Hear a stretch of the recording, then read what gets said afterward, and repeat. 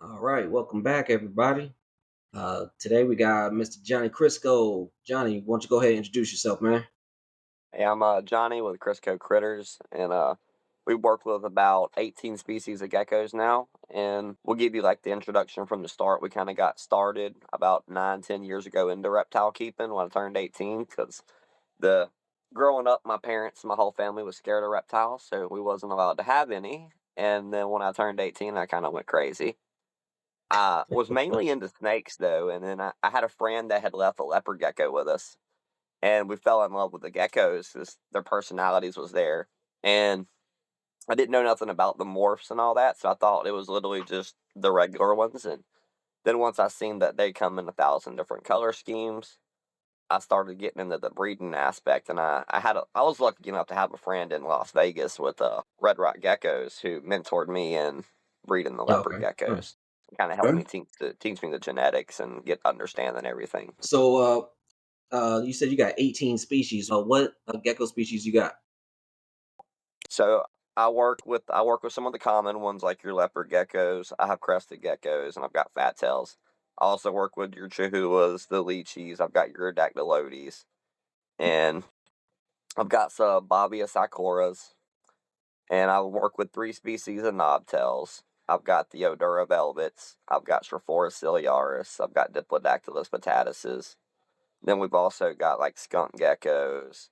I've got the fanfoot geckos. We've got some dune geckos. We've got Nice, Phelsuma geckos. It kind of really diversifies. There's no rim around. So I've got red eye crocodile skinks that I like keeping, and I'm sure nice. I'm forgetting a handful of them too. Just trying to go through like on a quick list. And also like one of my favorite ones, the cave geckos. I work with the cave geckos too. They're really cool. Nice. It's like having a Which leopard ones do you gecko work that with? you don't have to give up heat to. I work with Yeah. Bawang and Hyannis right now. I'm trying to get my hands on the Okay. Orientalis. Those are my Those are my favorite. dream pair. Yeah, So Very that's cool. nice. That's a All nice right. collection, man. and Yeah, I definitely. have the Yeah, Polios also. They're one of my newer species. They're kind of a favorite of mine, the Polio yeah. false. So Those are those high yellow oranges ones. yeah, they're like a bright yellow with a neon orange tail tip. Gotcha. Yeah, definitely. Those are pretty cool too. All And right. then like So we do the yellow spotteds, and I've got Benoys okay, also. nice. Yeah. And trying to think, 'cause I know I'm forgetting some. I've just got a lot of species that go out there. Oh, Yeah. Cryodactylus. I got the Pachelluses, the giant bent-toed ones. Oh, nice. Really? All right. Yeah, I I know who really I'm like about to those. talk to after this. Like I said, I got They're a fun. Cerdadactylus nummulosus, and I'm getting some more coming Okay. in pretty soon. Of the what are they? Yeah. The Cerdadactylus striatus. Yeah. Yeah. Said There's a lot I of said really we nice talked. Cerdadactylus species out there. Yeah. Like I said, it's 300 species and counting. They just found some new Yeah, it's ones. a So really big genre there. So if you can't find yeah. one in there, you're probably just too picky. All right. So tonight, like we're actually gonna be talking about two different species. We're gonna be talking about some night lizards, and we're also gonna talk about uh the white line gecko, aka skunk gecko, right? Yep. All right, cool. That's what I Yeah, call them most of the time is the skunk geckos. yeah. We could start with those if you want. They're really they're a The neat skunks. species in their own way. I feel like they're really Yeah, underrated, because usually when you see them on the tables as like fresh imports, and yeah, I feel like that kind of gives the species itself like a wrong look in a sense because everybody looks at them like eh. But if you give them the chance, they're really cool. Now I know a lot of people say theirs are like defensive. I personally have never really experienced that. Mine are sweet. The yeah. the So craziest don't thing they carry do is that. like when you when you open your tank and you go to spray them, they'll like squill and they'll run and jump out at your face. But once you get used to that, they're not that bad. But like you can grab them and put them right back and they won't bite you. Versus like the tokay, when you grab it, like you might lose part of your skin there. Death Yeah, lizards. yeah. And they're Yeah, related to tokays, right? yeah. I have tokays also. Yeah, Now, yeah. But honestly, the so I'm the not white gonna lines lie to you and they're say yes or related, no right? because I don't really know. I think they might be in the same family tree, Yeah, but I don't want to misadvise you because I really don't yeah. know. So I think they're Interesting. gecko vittatus or something like that, right? Yeah, yeah, they're Yeah, like the just like tokay. They're one of the easy ones. Like the tokay is gecko gecko. So yeah. You Yeah. can't really get Yeah, I that one think wrong. yeah, The definitely. Vitatis is cool though, but I think like with the scientific, it gets misconstrued because like when I was in the Diplodactylus genre, for example, trying to find the Australian Batatises, every time I would message somebody asking about Batatis, even if I included Diplodactylus, I would always get pictures of skunk geckos. And I Okay. was like, no, no, not that one. But the skunk geckos, I have 3 females and 1 male, and I seem to have good luck with that. I know some people say you can't really keep them in groups, but I've got them in a big tank, and it seems to work out. The Okay. eggs for me was the tricky part because for the first few years they kept eating them, and then I was talking with Paul, and he informed me that it was because it was duds. I went with that, and it was the females was still kind of small that year. So Yeah. then after that, this year like we've been getting great eggs. The year before that was good. So you just got to give them time to kind of work their cycle out, and their Okay. eggs take forever to hatch, and you can't really move them. They glue them. So Yeah. once Yeah. they're there, they're there. Mine always go to So the tank, so you can't really move them. so like I said, they're pretty close to that Tokay stuff. Do they do the same as the Tokays? Are they like really family oriented, or is it just kind of if there's babies out, they're gonna try to go after them?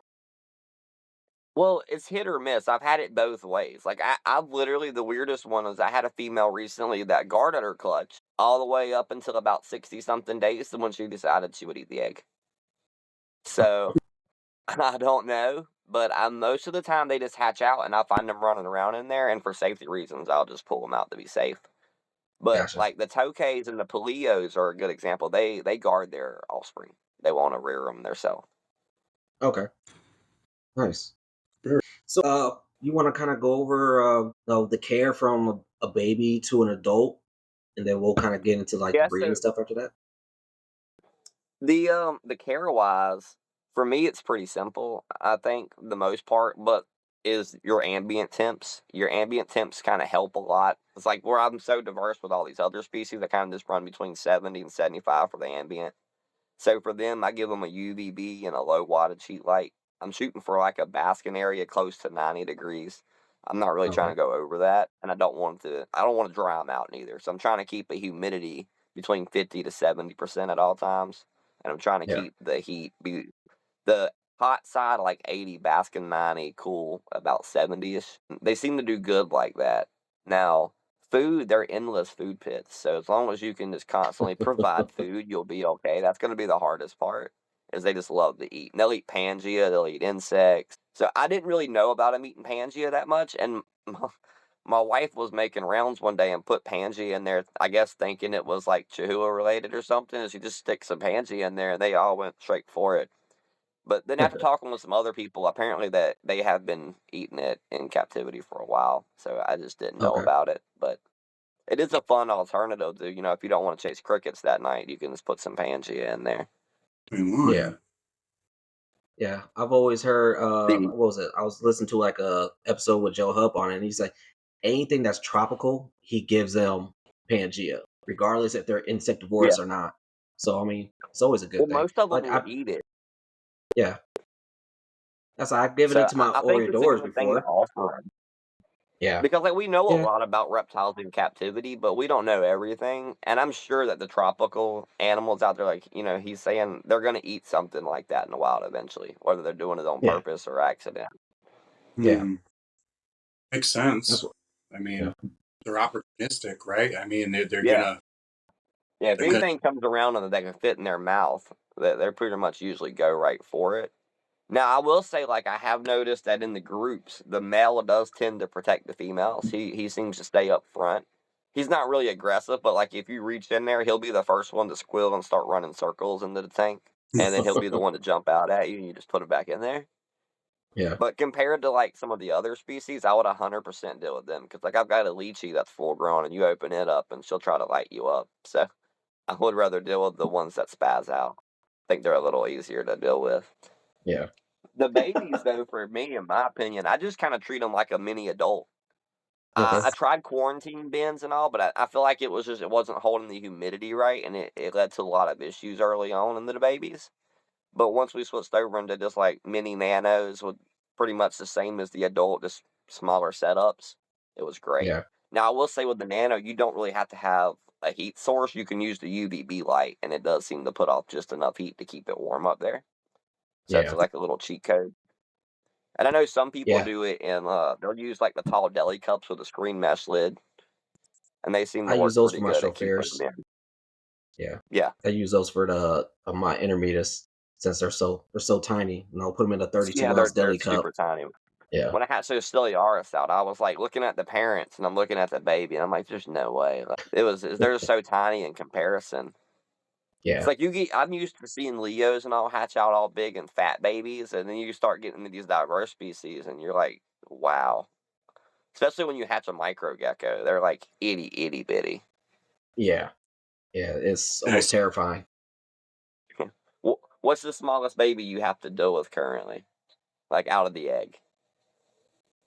For me, oh, it's my Yeah, like right now it's my intermediates. Next year it'll be the Cerdodactylus nebulosus. okay. The Yeah. the one I've had to deal with the smallest was the Phelsuma lanatas. They're like Yeah. itty bitty. Luckily, Yeah. they eat Pangea though, so I didn't have to deal with the whole like panic process of trying to find something small enough for it to eat. Fruit flies, Which I fruit guess flies, and fruit in those flies. senses you're just going to go with like fruit fly species, but Yeah. Yeah. Like I Those said, I things are always heard like tiny. fire brats and stuff too. Uh, yeah, from my buddy Jake. the fire brats. What's I seen a thing on there the other day about those and the high calcium sources. Is there like a supplier for those too? I found some on the internet, so somebody's breeding them. Uh, but I just haven't purchased any yet. Yeah, I've never used them either. I Yeah. haven't either. They kind of reminded me of a silverfish. Yeah, Yeah, right. yeah, that's what they That's look like. Yeah. So, what size are those nanos? What are they, like 8 by 8 by 12 or something like that? They're I think they're like an 8 by 8 by 8. They're the one Okay, right under. Well, it's not the 12. The 12 is a little taller. These are kind of just like a cube. You could go with gotcha. the 12. I've never tried it, but I would assume they just climb a little bit more. Okay, gotcha Now on that the one. adults, I try to go with like a 18 by 18 by 36 if I'm gonna run with a pair. Because when you get them, when Okay, you see them out at shows, they're small. You don't never really see big specimens at full the size shows. one. Yeah, So yeah, it's kind of misconstruing because a lot of people are like, oh, they're just small geckos, and then you get in it a year later and you've got like a tokay framed skunk gecko yeah, in there, this little 12 by 12 by 18, and you're like, whoa, it just don't yeah, fit. yeah. Exactly. 'Cause they get pretty big. Like I didn't realize how big they got until I saw Nate Berry's female. Like I had some big specimens, but like his female was huge. And I was Yeah, like, dude, and he's like, yeah, she's a healthy eater. And I'm like, yeah, I'd say so. She, she's definitely healthy. yeah. So, how do you get them prepared for no for breeding season? How do you get like what's everything that you go through before you actually start So looking to pair these geckos up? what I try to do is I try to like I follow the North Carolina cycle here. I don't try to get too like scientific crazy because if I did that with all these species, I would have like so many winters and springs going on at different times. I just try to keep it to my seasons here. So like when we start getting cold in the fall, I just dim everything down, slow the food down, separate them out from each other. Then when we start warming up, I'll start bumping up the diets, bump the heat back up a little bit, and reintroduce everybody. And it's Okay. literally to me it reminds me of not I've never bred frogs, but when you hear frogs calling each other, that's what it reminds me of. Because like once you put them in there, they just start going crazy. Granted, they can see each other; they're on the other sides of the tank. They still call for like hours trying to locate each other. I've Oh yet to yeah. understand that one. I always pick on the Paleos and all because like they're sitting there vocalizing, and it's really cool and it sounds great. But like you can physically see each other, so like I don't understand why they're looking for each other that close. Unless it's like a communication thing. Maybe I, there's more I to it than seeking. I think it is a communication thing. Like I said, I got my Cerdodactylus, right? The male Yeah. does all the chirping, and he can see the female in the other cage, and he just looks. He just looks at her and starts doing his little chirp, chirp, chirp, and then she'll start like kind of purring and vibrating and everything like that. I'm like, okay, you guys are talking. What do you got? I was Yeah. like, what are you saying? I don't know, but you guys ain't ready yet, so no, you can't be together. But you could tell like the way they act with each other sometimes. There's gotta be like communication patterns. Like the Oh yeah, nod tails when they breed. They sit there and run in circles and like wave their tails at each other. So Yeah. that's probably the coolest ritual I've experienced, at least in person, would be like knobtail related, as far as showing Yeah. behavioral Oh yeah. during the Very, breeding. So very. what's the market look like for them? Is it? I mean, like you said they got wild cows always still coming in. Are There's a lot of people? wild calls. I'm not gonna say the market's bad for them. I would say Yeah. like do it for a fun project. I don't keep a bunch of them. I've got the 3 females and the male, and I only did the only reason the group's so big is because I was expecting with imports there's gonna be issues, but I didn't have no issues, and they all did really well. So we ended up being able to Nice. keep the whole group. But So did you the have to do the market whole for quarantine them process? is yeah, you want to do a quarantine process for sure with them Yeah. guys. And I mean, it doesn't even hurt to use some panic here just to be safe, to go ahead Okay. and treat them. Because even if an importer tells you they've been treated, I got trust issues. I don't trust them. So I still quarantine and do it again. Because, like, once you get this many geckos, you don't want to lose everything to one. Oh, for sure. So I Sure. just Yeah. take the extra precaution with them. But the market for them, the hard part is, like, trying to find people that are into them. Yeah. Really, it's not a bad market. It's just not a huge market like you have for like leopards and cresteds and chihuahuas and all. It's very Yeah. select or few people that are looking for them. And then you've kind of got to do a due diligence talk with them because it's a cheaper animal on your table. So it's usually the first one somebody flocks to because they're like, oh, well, I can afford this one more. And then you got to kind of explain to them this isn't like your leopard gecko. Yes, you're not really going to handle this one like you do these other ones. It'll come Yeah. out on you, but you're not gonna make it stay still, pet its head, and have a story time with it. It's not gonna happen. So No you booping the snoop. once you explain that to them, typically it kind of like closes your window on it. But I would rather Yeah. disclose it from the start than it get there and be rehomed 2 months in, because It's Oh that's yeah, what awesome. for sure. happens with a lot of them. Yeah. It's good. It's super responsible, man. I tell everybody it's like one of those projects that you do for fun and passion. Don't do it to make a lot of money because you're gonna have way more in feeding them and the kinks and caring for them than you're ever gonna Yeah. make off of your skunk geckos. Yeah. But they're still a really good species to be in. Now, I'm sure if you give it 10 to 20 years from now, they're gonna go up in price because they're so underrated. People will quit working with them, Yeah. and then they'll jack up Didn't on they? price. And then they just isn't there like they got a hypo gene now, right? There was someone talking about it. I think we're still waiting on them to see if they're gonna be able to prove it out or not. But there is definitely Gotcha. something going on in their pool. But Yeah. You would I've figure never had something they would have anything some crazy stuff. happen in there. Yeah. Yeah, Do I what? figure there would should be some stuff if they're like cousins to the tokays and stuff. I mean, you see all the stuff that's Yeah. coming out with tokays, so you Well, think I maybe they think have what something we're going gonna on. see is that the more people start focusing in on a lot of these underrated stuff, that we're gonna start pulling a lot more albinos and hypos and Yeah. melanistics. I just Yeah. like right now a lot of people's focus is heavy on stuff that's already working, so they're not like shooting in the unknown, which Yeah. which is cool, 'cause you don't want to take shots in the dark. Not all your shots, at least, but I will still shoot some shots in the dark. I like working with them. But I personally think the normal visual is a better appeal than the Yeah. others so far. But with line breeding, I'm sure that's going to change and turn around. The more they breed it, the better it'll get. Absolutely. Yeah, and That's hopefully like they I just stop seen bringing in a somebody lot of wild posted like the caughts. first albino hyensis out over in China. So I think I've seen that. Yeah, I I think I will did say see like it that. looked really cool as a baby, but as the adult, it remarkably looks like a Tremper albino. You can Really? still tell it's not, and it's different, but it Yeah, really reminds me of the Tremper albino gene. man. Oh, that ain't great. No, I definitely like the darker colors for a cave gecko because that's what makes a Yeah, cave gecko. Darker colors, yeah. red eyes. They're like the little emo leopard gecko. That's exactly what they are. You don't have to heat them up for none of the other stuff, so you kind of get the best of both worlds. As long as Yeah, you've got decent ambience, at least.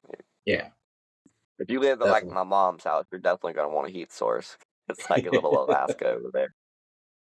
Yeah. All right. So, let's go ahead and talk about these night lizards, though. I've been, really starting to look into these a little bit more since you said you were working with them. I was like, okay, let me find some stuff out about these. But so, where do they come from, and what's like their natural habitat? What does it look like? So habitat wise with them, it's kind of like real hit and miss as far as like the information goes, because there's not a whole lot of info out there with them. But what we Yeah, do know is they love to go deep down in burrowy areas. They like to be in like vegetation that's fallen, and they don't go very far. So like if you set one up like so, I've got a buddy, Touch the Earth Exotics. He's working on the yellow spots with me. I had let him keep them for the last year and a half and kept his notes with him, and I kept them the previous 2 years. And we've got some comparisons on them, and both of us can tell you, like, when they're in their tanks, they have a corner. Like, she's got a hide in the corner spot, and that's where she's always at. Yeah. They don't go very far from it. They'll still explore their tanks, and they do like we've got ours multiple like videos on over basking under the UVB light, so we do have them using that. And for us, it seems to be that when they're gravid is when you're going to see them basking the majority of the time, and Okay. that takes a very long period of time with them. So we don't really know when it starts. If I'm being honest with you, because like they don't lock up because there's no males. You Yeah. just notice that the female starts getting fatter. And Okay. that's when you just start noting the date. And then from when we see that, it's usually about 3 to 4 months from then to when we get offspring. Okay. And correct, it's live birth. So you kind of just walk in there and you'll just see these little guys. But usually they don't go far from the mom. We do separate them out though, just to be safe, because night lizards are territorial, and you'll end up with nip tails and stuff, kind of like bearded dragons. Okay. But the Nice. reproduction's really weird because, like, we know about how long it's taken, right? And we know when it starts developing because they fatten up, but we don't know what triggers it. That's one thing. Like, what is it that makes them want to do that? Is it natural, or is it like, are they lonely? Is it a communal thing? Mhm. There's a lot of questions I still haven't been able to answer, really, to that. But note-wise, it's kind of hard to observe them because we're only working with one adult specimen anymore. The other specimen passed like 2 years in. So, Okay. but I don't know how old they was. We got them at imports. I think it was Reptile Collective. It was at a Repticon. They had them out there for like $250 a piece. So I bought the two biggest specimens on the table. It took a good year and a half before the first litter was even produced. So Really? I don't Okay. know at what age they start to reproduce. That's one of the things we're in the process of now, is raising these babies out to see when they drop their litters. And we're going Okay. to document that to kind of help keep up with the time frames of it and see if we can notice anything different with that aspect of them. But Very nice. the habitat's really a good one though, because like they don't go far from it. We know that they like to burrow down and be deep, and they like to have fallen veggies and stuff, like, or vegetation, any brush that they can get away from and hide.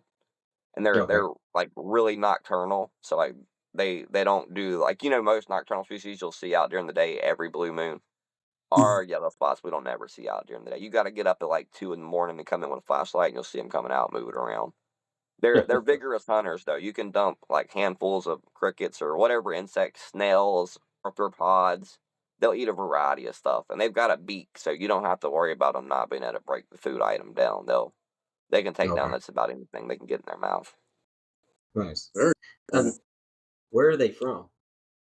They're from central Mexico originally.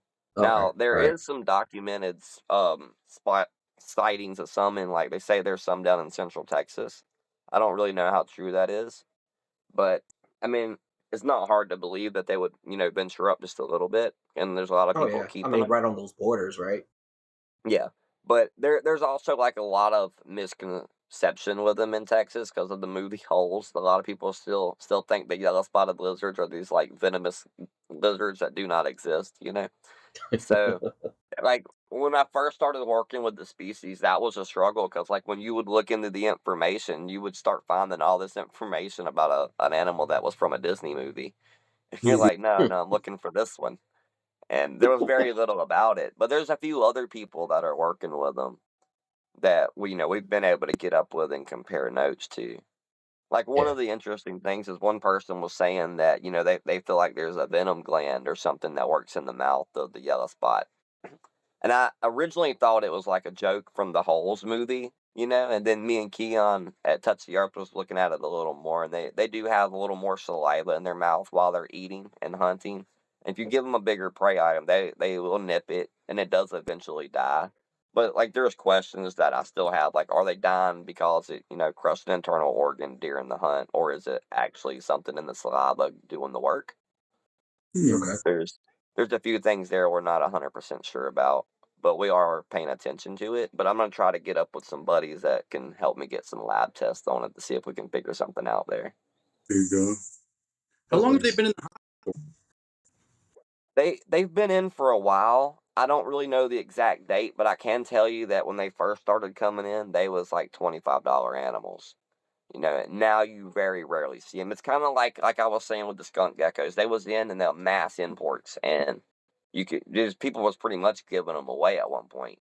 And then Hmm. it got to where you couldn't find them anymore, and they started getting attention to them, and then everybody started jacking them up, and then you started seeing them come back out into the hobby a little more.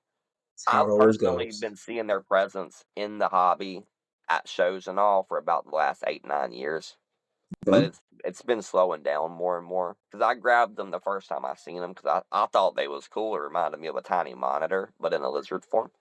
So I Yeah. was like, yeah, I'm gonna jump on this train. And they was like, oh yeah, they're parthogenic, and I was like, oh, this is great. I don't have to worry about two. I can just work with one and figure it out. Right. And there's a bunch of other species of the yellow spot that work the same, but it's a weird genre because like, all right, so the yellow spotted in general, the one I have is female and she does reproduce parthogenically. But there's also the same species of yellow spot, not a different one, has males, but they're only on like 10% of that island. But if you go to that Hmm. percentage, like you can get males and females that breed just like normal lizards. But then if you get outside of it, you've got where they're asexual doing parthogenesis. So males do exist with the same. I can't pronounce a scientific one, so I'm not going to try it. Yeah. But it's a mouthful, but the same one, it does have males in there, but not all of them need a male to Okay. reproduce. So it's kind of weird. But I some mean, species don't have any asexualism whatsoever. They're just straight males and females. But the Smithy, the Smith's night lizard, it's also reproduces parthogenesis. So I Okay. feel like there's a lot of stuff that still needs to be figured out with the yellow spots that's like way above my brain scale. That we need some like blood lab work and all done to kind of understand it a little more. yeah. Yeah. But So I'm do they interested to see where it pseudo goes. lock? Do what?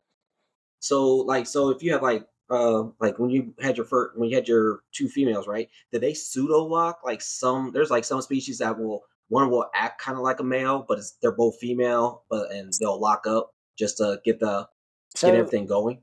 with mine was really hard to say. I didn't keep them together. I had them separated, so they never really Oh, okay. interacted because Gotcha. I was more worried that they would fight with each other than anything because they are very territorial. But Yeah. I don't know if they would. I mean, that's a good question. It really is. I never noticed any behavioral change until they started getting like the fatterness in them, and then the behavioral change you'll see will be like their appetite's gonna pick up, the aggressiveness towards you is gonna pick up. She's not gonna want you like getting more near her. She's not gonna want you intruding on that cave to do a welfare check and kind of Yeah. stuff like that. And the problem is it lasts forever. Like they get so big. It reminds me of Dunbars in a sense. Like you're gonna be like, dude, are you gonna blow up? Like they're so big, and then you'll Yeah. just walk in and they're like half the size and there's babies everywhere. Because they can lay really big clutches. Like they can go up to 8. I mean, some people say they've gotten 12 out of them, but I think the most in the U.S. reported was like 8. But the Okay. first time ours reproduced, we got like a stillborn. It was just one, and it was still in the sack. And then a whole Okay. year later, we got the 2, and then after that, it was 3. So we have seen like increase in numbers. So I don't know if this is one of those things to where the young females, the bodies are getting tuned in, They're adjusting. and it Yeah. Okay. starts. But it's not like an animal that you can say, "Hey, she's little. I don't want to breed her." You don't get Yeah. to. She gets to decide all that. Yeah. Yeah. Yeah. Well, man, that's a Right. species of lizard, man. Wow. Talking about evolution, like at its finest, it's like in a Yeah. very short amount of time, in a very close range, there was a necessity for one bloodline to, Hmm. adapt because of lack of males or population, and then the other. It's just my head is going crazy. That's like super freaking Yeah, cool. it's a lot to take in with them, and there's like a lot to still be understood about it. Like you said, like what's going on in that geographical range that decided to make this side, what do they want? What do we call it? Like evolve into a Yeah. parthogenesis form, and then this Yeah. side didn't. So it makes you wonder what could have been the change. Like what's taking the males out that heavy on the other side? Is it predation? Or is it habitat loss? Is it something outside of those? When they do hatch, like in the species obviously originated first, the males, the one that has the males, I'm curious if something happened with like climate can change and they are sex dependent upon temperature. The temperatures either rose or dropped and no males were hatching. So out of necessity, they had to evolve with parthenogenesis. I mean, in my head, I could give you 15,000 options on what I could Well, I mean, probably. it's a good hypothesis. I mean, there's a bunch of them that could fit it, so it's really hard to say. But I feel like they'll eventually iron it out because, like, they're picking up in popularity more and more. It's Yeah, just like the more people that are going to get involved with it, I think it's going to be like a pyramid scheme. You're going to know people. So once you get involved, then they're going to know, and then their people's going to know, and eventually it's going to reach somebody that's got the labs and the equipment to figure out answers for us, or the the, money to travel out there and get the answers. the lack of answers and information alone makes them that much more interesting. Like that should make them Correct. more better than anything with all these cool unknowns. Who really wants to keep breeding and dealing with stuff that everybody and their mothers got, all the Yeah. information? Well, that's Like, why I really enjoyed, like, whenever I could get the chance to do it. And I reached out to the individual that's breeding the Smith's night lizards to try to get a couple specimens from them to add into the night lizard family, just to that's continue getting more of them. Because there's like, I think 32 or 33 species of night lizard. There's a bunch of Oh, them. right. But we That's dope. never see maybe like, 2 or 3 species in captivity. There's a lot that we Yeah. never see. And I awesome. feel like the answers we're looking for could be hidden in some of the other species. Because the more we learn about the genre, the more it's going to make sense.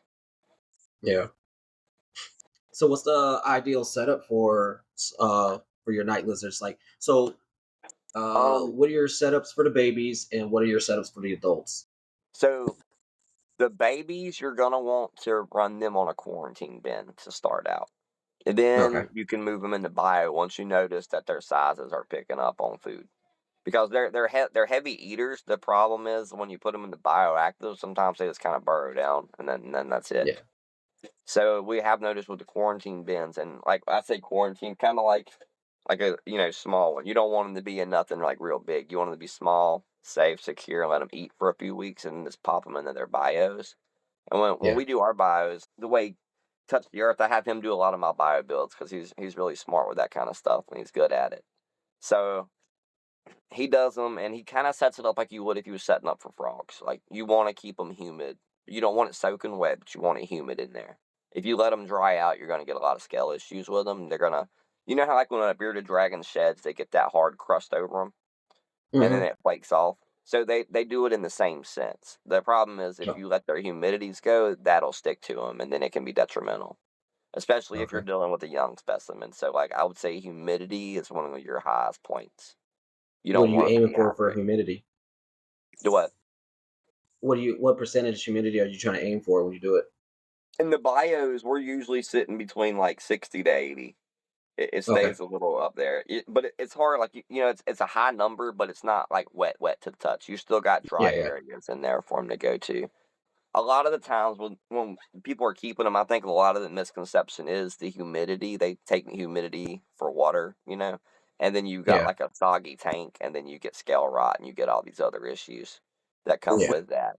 The heating for them, we don't really provide no extra heat. I mean, the UVB releases a little bit, and then we've got Mhm. grow lights for the plants, and we've got it like heavily planted with like pothos, philodendron, stuff that vines and like bushes out a lot. They like really love to dig under that, Okay. and the it's like a skull cave you can get like kind of like a PetSmart little rock hides. We've got Mhm. one of those, and she's managed to burrow up under it and coming into the bottom of it. So she's made her own little gutaway, and that was also where the last clutch of babies was laid at. Was in there also, because they don't spend a whole lot of time outside of their favorite spots. Really? Okay. So creatures of habit. Yeah, I mean, like, even the babies, like, if you notice the baby, like, say you're using, like, little cork bark pieces for its Mhm. hides, and it's got one on the bottom, right, that it's always under that thing. Even Yeah. as it grows, if you bring that whole little thing with it, that'll be its piece. It'll go to it until it outgrows it. I don't Okay. know if it's a repetitiveness for them, if it's their comfort zones, but they definitely will go back and forth from the same spot heavily, Yeah. which E- Are they you would live think would bearers make or it they drop easier to eggs? take notes on them in the wild because they're not going that far from their spots. So that's why we do got the little notes that we do got from the people that Yeah. have been doing the collecting and all. Are they live bears or are they drop eggs? Oh no, they're live bearers. Okay. All right. That's And fine. I figured that. I do kind of have like like not for y'all like questions on that species. Like, is that something that evolved into them over time also, or is it something that used to lay eggs out there? Because like with Yeah. there's some boas that they'll lay eggs that don't take very long at all until they hatch. They like incubate a little bit on the inside. So I kind of wonder if that Yeah. species ever I had know something there's some like that. there's a sand boa that does that. That is like a really thin shell egg, and literally they only have that egg for like a week or something like that, and they bust right through it. So That they and pretty that's much kind of like I'm incubate in wondering the that did belly. this start as a cycle like that, and then this eventually develop into a full live bearing cycle, or is it Yeah. something that's just Maybe or it's it's just always been? maybe it's their habitat or something. You know, It's maybe they something can't. out there. You would think. Like Yeah. with like paradoras, I breed them, and they're like super prolific. But we also Yeah. know that they're a feeder source out there, so that's why they're very prolific. Because in the wild, they Yeah. would constantly be getting ate up. Yeah. Yeah. But Because they're good to go. Like 9 months, they're ready to yeah, start making babies. the yellow spots, I don't really know. I mean, we know they've got predation issues. There's birds and stuff that'll get them if they see them. But I don't think that they've got a heavy one. Like some of the other Yeah. species, just being considered like a feeder lizard at least. Yeah. Maybe there's some And like they will a spend a lot of time in water. Like if you give them an aquatic area, they will go into that aquatic area. And I okay. think it becomes in the wild. Honestly, I think they would like stay near creeks more, in my personal opinion. That way, they have Yeah. access to more snails and stuff. And then Yeah. creeks also have nice little cutaway burrows that go pretty deep that you could get into. Yeah. It's So very true. I'll say maybe there's like some egg eating snakes out there as well. yeah, So that's why maybe that's why they developed and that into that could be it too. Because I mean, they require yeah. a good bit of calcium. You do have to pound them with calciums to keep Okay. up with their production for those babies. Yeah. I bet they're developing whole. Yeah, they're developing everything on their own, and they're not getting no assistance from a male. So they're Yeah. developing like DNA, everything, coding, which I'm sure that's a big process. Very, very interesting. Yeah. So from like you said you put them in a quarantine process before you move into their bio. So what size are you using a bin or are you just using kind of an Yeah, empty so I'm cage? using like a bin. You can use a 6 quart tub, preferably Okay. something smaller if you've got it. Like would be I guess equivalent to like a 4 quart tub with a little height on it. Would be like in Yeah. my opinion the best bet because you're not going to be in there very long. You're basically just doing that to get them established. And then once you go Gotcha. into that, you can go into like a 5 gallon bio build for a baby, which sounds like a Oh small really? thing, but a baby is very tiny compared to the adult. It's What size are they are when they are pop out? I'd What say size are they? maybe an inch and a half. Okay. Yeah, yeah, very small. Okay. They're very tiny, but they do grow kind of quickly, so that is a good thing. But they also eat heavily. So Yeah. with the first round, like we had the baby white isopods. They'll eat on those guys. They'll eat on little bitty 1/8 3/8 crickets, and they'll eat pretty much anything that's moving in there. But they're also a species that remind me of knobtails in a sense. Like they'll eat as much food as you provide, and which can quickly become a problem, Yeah. especially when you're dealing with like small insects and you're trying to put like 4 or 5 in there and 50 drop in there. And then you've got an animal that Yeah. will eat all 50 if you allow it. It becomes an Yeah. issue because they'll regurge them. So Ugh. then you're in there trying to pick out your fruit flies, and you end up killing them because you can't really grab them. Yeah. Yeah. Might as well just kill them off. Like forget it.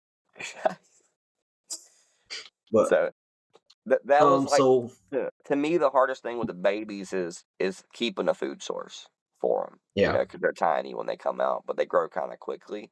Then the adults bio, I mean, you can get complex with that if you want. I mean, you can't really mess them up at that point. They're kind of bulletproof in a sense, as long as you're not Yeah. letting them dry out. So like Okay. if you could build a water feature in it, put some like little cherry shrimp, some gobies in there, something like that. Now you're gonna have to replenish your shrimp and your fish because she's gonna eat them.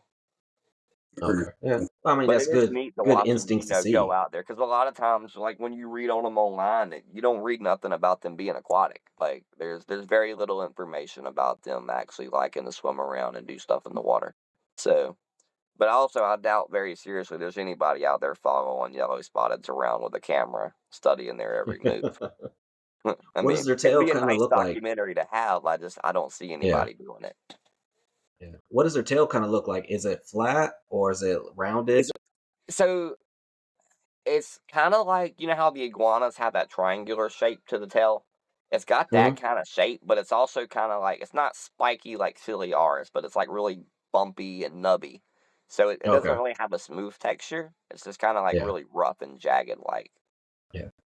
I've Well, let's actually say got just some macro shots. I'll send to you when we hop off, and you can look okay. at them because I like macro photography, and I'm constantly Okay. trying to get close up scale shots and stuff on guys like that. So Nice. Very cool. That's cool. they make Oh, really do good. you feed them Pangea as well? I've not tried it, but now Yeah. after I'm not gonna say I'm against it. I think the insect flavor. If they would eat it, it would be a lot easier, especially with going into the babies. Like we was Yeah. talking about them Because being so I tiny. think I've seen people post like on Wharf Market, someone had one and they put on there that they're feeding it Pangea and bugs as well. I That's mean, why I was I've asking read because it. that I've read it on there, so I believe you are correct. I've seen it on there, but I haven't like actively talked to anybody that's tried it. yeah. But I'm not against trying it. I don't think it would be detrimental to them to give them a little bit as an experiment. I wouldn't give Yeah. them a whole bunch just to be safe to try it out. Yeah. Yeah, for sure. Because like Oh, I know man. the one for the red bag, if I'm not mistaken, is mainly insects. With a little bit of fruit Hmm. powder. Yeah. Either that one or I think the gray bag is that growth and breeder formula. Yeah. Not Well, really that much one flavor, that but one would work, but I don't know if I would use it with the babies because it's like a really high calcium, and okay. I would be scared it would OD them with the Gotcha. calcium because they do have a high calcium requirement, but I don't know if it's as high as like the Pangea goes into. Because like I know with a lot of my species that are diverse, I try to avoid the Pangea silverback because I end up with really fat calcium stacks. So it's Yeah. almost like there's more in there that's needed. But then it's kind of weird because like with the Chihuahuas, you can give them the Pangea, and it almost seems like it's not quite enough calcium for them into it. No. Yeah. I mean, if you've seen their eggs, yeah, they got really calcified eggs. So they use up every little bit of Yeah. calcium. Well, I'm That's on why you my gotta give third them clutch extra. this year with the Chihuahuas, and I've been using the liquid calcium after every clutch, and that's been Yeah. my go-to as far as Yeah. I keeping it away. started doing that as well. And So my I female, mean, I got lucky. My female will drink it out the syringe. I give her the papaya flavor, and she doesn't fight me. Now my mainland okay. Chihuahua, yeah, she don't like it. She'll, she'll, Yeah, no, she'll give me her I put it in opinions their about it. Pangea. Yeah. I put it in their Pangea and they clean it up. So I'm like, all right, cool. I ain't even worried about trying to like Do you spoon have feed like it or syringe feed. like how often do you feed? I try that, but mine seem to like not eat all the food quite often. So I didn't want it to be a case where they didn't get it. I don't know if maybe I feed them Yeah. too often or not. Maybe that's why they're not Well, eating them. I mean, even mine don't. I said they're in bioactives. The mealworms and superworms come in there as well and start eating it as well. So they'll Yeah. eat a little bit of it when I do put the calcium in there. But after that, it's mostly the bugs eating it, and then I still feed the bugs off to them as well. If I see like a superworm creeping up trying to grab it, I'll grab the Yeah. tongs, grab them, start flinging it, put it in front of their face, and they just take it. They smash it. So either way, they're getting the calcium in. Yeah, that's true. But They're yeah, gonna it get it one straightens way. out that tail real quick too. Because Yeah. I mean, you've Well, noticed that's that. always what worries me. Cause like if I see a tail wiggle, I'm like, no, we gotta fix this. Cause they don't take long to start developing that next clutch. Mhm. Yeah, I think it's like six. Well, it's like was it 60 days in between each clutch or something like that? That's what I don't know. I'm not gonna lie. I've not been breeding Chihuahuas as many years. I'm still kind of a little bit new to that game. But I will say Yeah. this year, the first clutch was laid. 30 days later, I got the second clutch, but the third clutch was 60 days later. So I went from 1 month Okay. in between to 2 months in between. So I don't know which one's a Okay. typical cycle. I don't. I really don't. I But know I know mine's she's already are. developing a third clutch. Yeah. So Mine is every 60 days. At least that's what I've been experiencing. And now it seems like both because I only have like two pairs. and That's what I it got. seems like they're both already synced up, so they both are dropping eggs on the same days now. My main ones haven't started laying yet, and I don't get it. Like, I know they're breeding. I see them locked up all the time. Like, when we had that last rainstorm that came through, I walked in Yeah, the new cow room and everybody was locked up. And that thermal that was a thermogenic pressure or whatever yeah, it is. something Yeah, happened. I don't know. yeah, They had some kind of or pressure going. geographic pressure. Yeah, geographic pressure right there. Yeah, they felt that. Like rain's coming, so it's time to get busy. That's every time it rains over here. Yeah. All my geckos start locking up. I'm like, damn. And so that's It why don't take long. that's why they always say like wet and dry seasons. So wet season is usually when they start Breed season. trying to breed. So that's when they get heavy misted. And then dry season is usually like the winter time, and I don't mist them as much. I'll say so for the night or for the night lizards. Are you trying to do that as well? Do like a wet season, dry seasons, or some kind of a breeding cycle? We I know do. you said I you mean, only you have the could call it two. like the wet dry. Like we do. I'm not gonna say like really a dry season because there's not a time that goes by where I'm not keeping the humidity up. There is times where I keep it a little lower, like more to the 50ish area. So I Yeah, guess you could call that like their dry season. I'm too paranoid to drop it lower than that. I know some people might yeah, will. I got bad luck. So if there's something that's gonna go yeah, wrong from pulling the humidity, it's gonna happen to me.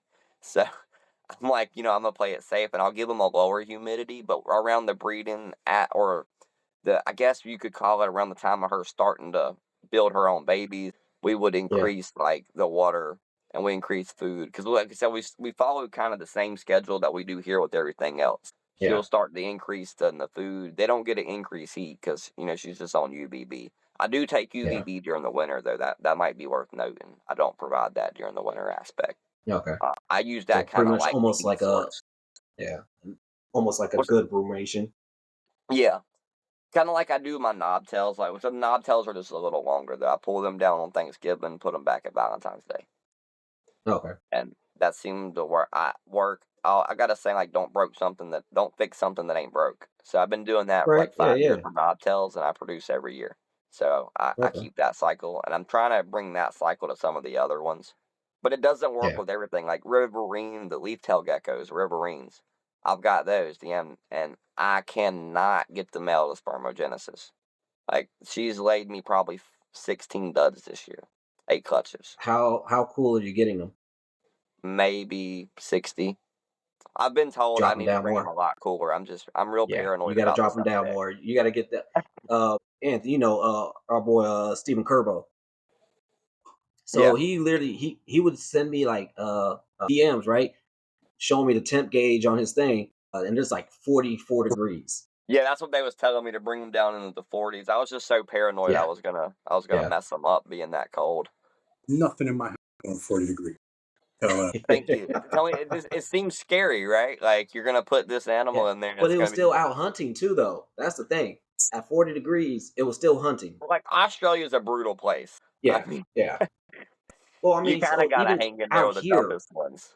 yeah, even out here, so you got like rosy boas out in the middle of the snow, right? So these reptiles can take it. Yeah, Um, it's a matter of being able to control everything because I mean it's in the control factor already since it's in captivity. yeah, So and it's sometimes all about just I monitoring. think the control element works against us in a sense, because sometimes we try to over control things Yeah, versus kind of like in nature, things just happen. And sometimes it'll work out in the benefit, sometimes it yeah, don't. Like, for example, like with the new cows and leeches and breeding in the wild, they would be able to get away from each other. You wouldn't have a fatality just because the female didn't like the male or the male didn't like the female. But in captivity, even when you're in a big tank, I mean, they can only go so far to get away. yeah. That is true. That's very true. you're right. And you got some questions, man? Yeah, I mean, I do, but they're the questions that we don't have the answers for, man. I'm super curious. Right. Reading, it blows my mind as to why and what causes it. I mean, it's just super interesting. It's like I said, I don't think anybody has the answers to the questions that I have. Not yet, at least. Hopefully, one day that we'll get them. Yeah. I'm kind of So with you on that one there, Anthony. for your I'm on the feet same boat. or for the adult that you do have, right? How Yeah, big of a setup do you got for them? she's in a 40-gallon right now. I 40 mean, gallon? and Okay. some people will say that that's bigger than most people provide. I think the standard people are using like a 20-gallon or something. To me, the more space you give them, the more they're going to utilize it. Like she More does Yeah. have, like I said, one spot that she hunkers down in. That's her like home area. But any other time, you'll see her out. You'll see her exploring. You'll see them basking. You'll see them hunting. Like they will utilize the UVB during the brumation, or sorry, gestation period. So that's kind of one of the indicators for us that when she's developing, because we'll see her out mainly on that little log sitting directly under, soaking up Okay. rays and stuff. And I Hmm. don't know. I'm assuming that they're doing that to help with the development of the offspring. That's the only thing that comes to mind. It would make Yeah. sense. I mean, a lot of other species definitely do. Yeah, so I think that plays a big factor into it. And then also at that point, we will put a heat pad underneath her little area to help with the Okay. gestation. So Nice. I would like, and it's not a hot. It's just like I think we're maybe setting to like 82. It's not Yeah. very, very hot. It's just going a little bit above room temp to keep it a little warm in the den. Well, they're Uh 100% drilled, or they don't climb up anything. Do you give them branches or anything to Oh yeah, climb? she has a terrestrial slash arboreal kinda. So like she's got plenty of like clay and stuff like that she can burrow in. And then she's got the typical soils that hold the plants, and then she's got plenty of climbing aspects. She utilizes just about every bit of it. It's kind of like a monkey, literally, like the prehensile monkey skinks where they're climbing like all over the yeah. branches and dropping everywhere. They do a lot of that. Hmm. Yeah. So Okay. for an animal that has no sticky pads, they are very arboreal in a sense of climbing and stuff, and they don't seem to be too clumsy of falling. Very cool Uh, species, man. I mean, dude. I just want to go and look them up on the internet. I want to see everything. I just want to read now. They're very interesting. And they didn't say anything about all of this stuff. I was seeing pictures, and they were showing what I had thought were like morphs, but apparently, they're different species now. Yeah. But I So the didn't much. Smith, it looks like the yellow spot. So imagine if you like, what do they call the word where you flip the color pattern, and it's kind of got like a more of a yellowish brownish color with like the black dotting. That's what the Smith's night lizard looks like. A lot of people, I think, like you was just saying, a lot of people think well, it was a color morph or something with them, but it was just a different species in general. Huh. Now, it would be interesting, and that's like we was talking about with the morphine on everything. I'm curious to see where this goes as far as morphine, because to the best of my ability, outside of mourning geckos, I don't believe there's many parthenogenesis animals that have like had morphs. Yeah. And even with mourning geckos, I don't think we can consider it a morph. I think it's more like a typing and like locality thing yeah. more than it is a That's what I morph. would think it would be a locality, right? Because you got like a Yeah. lion. Then where did But it would I be don't even know very where actually morning interesting. vehicles But come then from. that would bring even more questions, Anthony, because then we're going to be wanting to know how does albinism get into a parthenogenesis line? That means that the parent has the ability to completely switch the chromosome, or not chromosome, Yeah. but something in that bloodline, the Yeah. allele. Yeah. Because it's generally it's a literally it's a clone of themselves, right? Yeah, well, that's another thing. Like, how do you clone yourself? Like, I mean, I get well, we're humans, so we can't. But like, if you was a reptile, like, how do you even go about that process? Like, you just wake up one day and you're just like, you know what? Today is the day to start this. We're gonna start reproducing. We're gonna clone ourselves. But 'Cause, like the yesterday, Benoys do it, but Benoys like they lay a bunch of dud eggs, and I don't know if it's because a lot of their eggs get ate in the wild, but dude, you'll find eggs and eggs and eggs, and like out of 10 eggs, maybe two will hatch. The others are just like decoy eggs. There's no embryos, no nothing. Hmm. So I don't know if it's to like throw you off from the actual nest or Yeah, because there's a they're I mean lot with those are parthenogenesis colony geckos, animals. right? The The Benoist? yeah, Benoist like Yeah, they're prickly colony gecko. geckos. So yeah, that kind of makes sense. Having a big old pile of eggs, only a couple in there that are really good, Yeah. and then you got all these other geckos everywhere because all those other geckos probably help put all those eggs together or whatever. Mhm. So the ones that are actually good, you're not gonna get eaten up by whoever comes through. interesting. Yeah. So what the hell's I gonna ask? Well, actually, actually, I do want to. So for your skunk geckos, right? Oh shit. Yeah, Oh, I was about to say, for your skunk geckos, what size? You said you got like a 1.3. yeah. Yeah. What size tank do you have those in? You and you don't cohab, right? Well, I have a That's what you were saying. 1.3, but I only have the 1.1s in the 18 by 18 by 36. Gotcha. My All other right. And females I've got separated and growing out. okay. And the when I had this isn't the only ones I've had. I've had them in the past too. So in the past, when I had multiple adult females, if I didn't want to, I never wanted to really cohab because I was more scared they would eat each other's eggs, you Okay. know, as like a competition thing. But the Yeah. Yeah. male, I kind of worked him kind of like a leopard gecko male during breeding season. I would like put him in with You just one, take him out, okay. leave him by himself for a few days, and then put him in with another one, leave him for a week, take them out, let them, rebuild up, and then put them in with the other one. They're not really Okay. monogamous or nothing in a sense. They have no Yeah. preference. Like, I So would say definitely like, not like a toke. yeah, they're not gonna get mad at another one. They'll pretty much they're open minded. Okay. Hmm. That's you said and so you let those eggs hatch in there and you said you're trying to go ahead and grab these out as quick as possible That's what I or would do you recommend. I mean, I know I've got a buddy that breeds and he leaves his in there and he's not really got many issues. I yeah. feel like I would be the one that would have the issue. So I like I to think we pull them all out. feel like that. We all feel like no, I'm not going to be the one that's going to do this. Let's Right. go ahead Now, and as far as like being able to get them out kind of quick, it's a little easy in the sense because like I know they're gonna hatch usually between 60 and 80 days as long as the okay. ambience are right. I give it a Yeah. little bit of flux time because sometimes it gets hotter in here than it does other times. So if we're on one of them spells, Yeah. then sorry, I had a nod tail was coming out. He distracted me. I'm sitting in front of the incubator and I just looking over here and these two little baby cinctus done crawled out the eggs.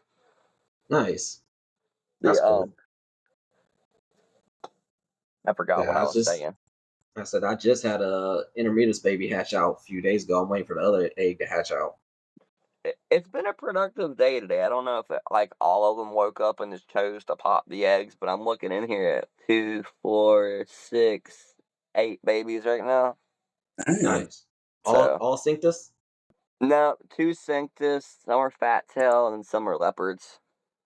The only Nice. thing that's really not in the common realm on that one is cinctus. But my Yeah. season should be starting to like wrap up here. A lot of my eggs are almost done hatching. Now new cows, Yeah. they're continuing in, but like all my heated stuff at least they're wrapping up. Yeah. I think my stropharis are done. I'm about to clean out a I thought cage, so, move the but mail. my Treforuses keep dropping random eggs. I cannot get that cycle down on the Ciliaris. So I don't know what it is. Like the one I reproduced them, so I knew I can do it. But like as far as getting them to stay cycle, they swell up like hot air balloons. So they're Yeah. gravid. And you're like, all right, I'm gonna keep the lay box ready and keeping it ready. Dude, they will go right on top of the sand and just Really? lay the eggs. I don't And know. I'm like, Mine the lay would box is she would always 10 go into steps a away. little cup. Say I've she would even only took on drop one. duds.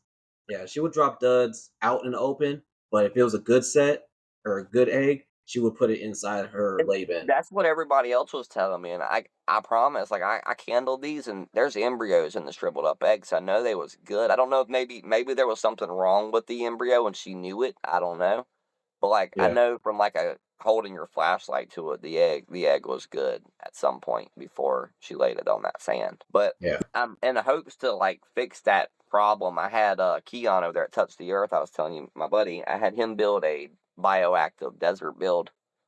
And it's pretty much the bottom is kind of like all one big lay box area. So now she Yeah. does that. She can't really kill the egg that way.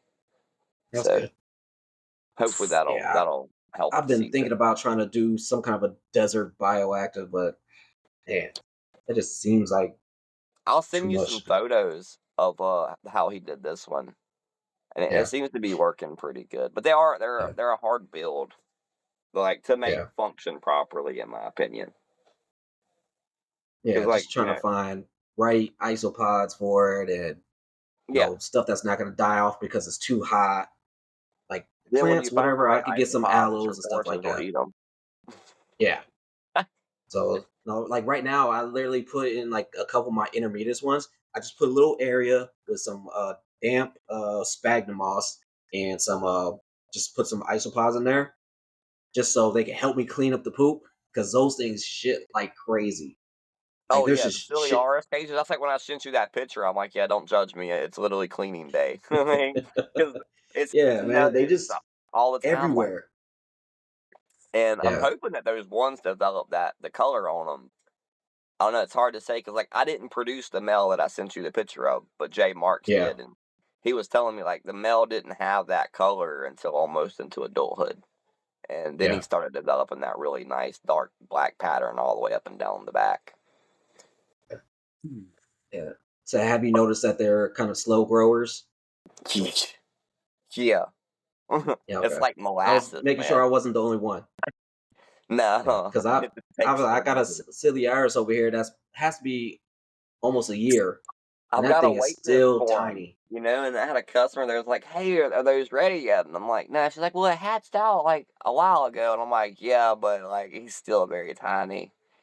Yeah, Because like compared to knobtails, Leo, like all the other ones, they got a good growth cycle to them, but those are yeah, definitely one of the slower growers in my opinion yeah, so far. Unless maybe we're doing something wrong, we don't know. Somebody can help us out, and they can yeah. drop that knowledge on I was us. like, But I'm not blasting with heat, but they got like a little 90-degree hot spot up top. yeah, Like like it's like 90, 92. Not because I have yeah, I was everything gonna on say I think dimmers. mine's 92 or 94 because like it's in a nano PVC build. I have to send you some pictures of them. Okay, yeah, yeah. They're like Like six said by six or something. my okay, nice. Yeah, I got everything in. Well, it's like most of them are like all the babies are in the deli cups or 2.5 quart bins. Heat tape on the bottom and then UVB on the top. But my grow outs are in like 12 by 12 by 18s and stuff like that. And they got the Yeah, UVB on top, the heat on top as well. But and I that's got them how a all. I got majority of mine are, except for yeah, like and the little the nano ones 25-watt I got. heat. Jay had told me that that's how he had kept his babies because like this was the first two babies I had produced, so I didn't really have no idea on how to handle the babies. Yeah, And I got the guidance from him, and I think the measurements are like 6 by 6 by 10, and it's got a wire mesh thing up top that was built into yeah, it to put your UVB and your little heat bulbs. And yeah, that's yeah, what he yeah. said. He raised all his in from like birth until about a year, because I mean it's Okay, about 10 inches tall, so there's plenty of room for him. And I put yeah. some branches and a fake coconut and some sand in the bottom. Yeah, yeah. What kind of all right? So your vitamins, right? What kind Yeah. of what's your regimen for those for your night lizards and for your skunk geckos? So I use the other than like the skunks get the Pangea, but outside of that, I use a osteoform and vionate mixture that I use for the leopard geckos. I call it Okay. an old school recipe. I don't know, it's been around Yeah, for it a is. while. Yeah, yeah. You get the So big old some buckets, start people, mixing it up. I'm not gonna lie, some people are probably not gonna like that recipe. I know there's a lot of riffraff. Some people do, some people don't. All I can say is I've been using it for the last 8 years and I've not had an issue with it. It's Yeah, like one of those don't fix something that ain't broke Yeah. kind of things. If I what's was your having ratio for that? issues, the ratio I use is one osteo to two bionate. Okay, So, and then nice. sometimes if I feel like there's just a little too, sometimes I'll add. I'll have to message it's Rapashi something, but it's like a green calcium color. I think it's vitamin A plus or something like that. I'll have to look it Oh, up. oh, with the has a dart frog on it. Yes, yes, yes. That's Yeah, I it. know what you're talking about. I Yeah, use the five vitamin A. percent of that and then 3% bee pollen, and Okay, that's my mixture. nice. And that goes for all your animals. That goes to everything. All right. Cool. So, I Hmm. haven't so had no issues with it. Now, well, I use the same calcium, but like with some species, I guess it's worth noting that's a strong supplement. So mhm, you don't want to over calcium your yeah. animals. So I will say like it is So important to have some kind of knowledge base on how the stuff like to apply it. yeah, Because if you give, like, for example, cat geckos, I work with them. If you give them nothing but like that osteobionate for all their feedings, you're going to have issues relatively quickly because they're going to OD on calcium. okay. So it is worth knowing what species you're giving it to and how to like apply it to that species. Is this calcium with D3 or calcium without? It's with D3, and I also make it Oh, without, so I've got both types. you got both. Okay. Yeah, Yeah. I still follow the UVB non-UVB rule. I just don't see the point in going multiple brands of calciums, and because like I've tried Yeah. Mineral, I've tried Zoo Meds, like I've tried the Flukers. I just wasn't getting the results that I wanted. And like my Yeah. mentors used Mineral and stuff, so I'm not saying they're bad calciums. It just wasn't working for me. It was Yeah. molding too quickly in bins and stuff, so I was like, no, it's not doing good in humidity. So Okay. that's kind of what I Yeah. was Yeah. I looking mean, you always for, gotta was a worry good about that stuff, calcium where you source. live at. So, Do because I? you live in North Carolina, right? Yeah, I'm in North Yeah. Carolina. So you gotta kind of worry about that humidity with stuff like Oh that. yeah. Like with me, I live in a dry desert, so humidity is damn near non-existent. That's like my Unless I buddy. He's create in it. Vegas, and like we'll be talking, and he does plumbing too, and I do plumbing. He's like, dude, it's so hot today, and I'm like, yeah. He's like, yeah, but their hot is like a little higher in the temperature, but it's a dry heat, and Yeah. we got Like like the me. humid heat. So I've never Yeah. been in dry heat, so I can't really explain how that feels. But I know everybody tells me It's it. like it's like getting hit in the face with a blow dryer. For real. Like if the wind's blowing, man, it's like I've been to both. I lived in Texas for a while, and so I live here. Texas is like, man, it's just like you're constantly sweating. Like, man, that's why you always see people walking around with like little hand towels and stuff so they wipe their face off. Because I'm like, yeah, it's Yeah, really, yeah, it's it's just like that out feels there. all that moisture and stuff. You know what I'm saying? But out here, completely dry. You're wiping your sweat off, but man, you about to get a sunburn with it too. Yeah, Ant was like, man, how hot is it there today? I was like, dude, it's 110. He's Yeah, like, no, it was. I damn. think at our hottest point today down here it was like 92, 94.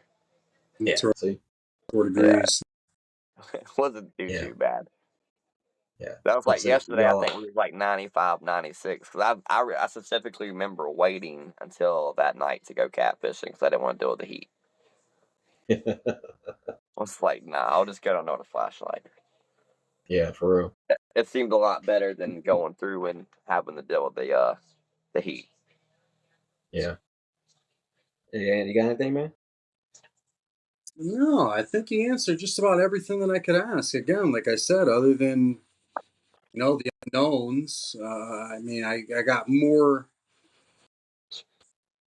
of an interest out of this than I have questions. I guess like there's a Yeah. lot that I know that I'm curious about. I mean, this probably sparked my interest, this species, more than any other guest we've had. I've wanted to know more about this. I mean, this is super interesting, man. Super interesting Are species, they man. Collection, man. so? I Yeah, appreciate it. Yeah, I think for there's those a night lot lizards. to come from the yellow spot still, and the good news, like for me at least, like as far as knowledge base goes with them, I am working with the species, but I have no intentions on releasing any to the public for probably the next 7 to 8 years. While we're just gonna keep them and work and study everything on them. Go. There you go.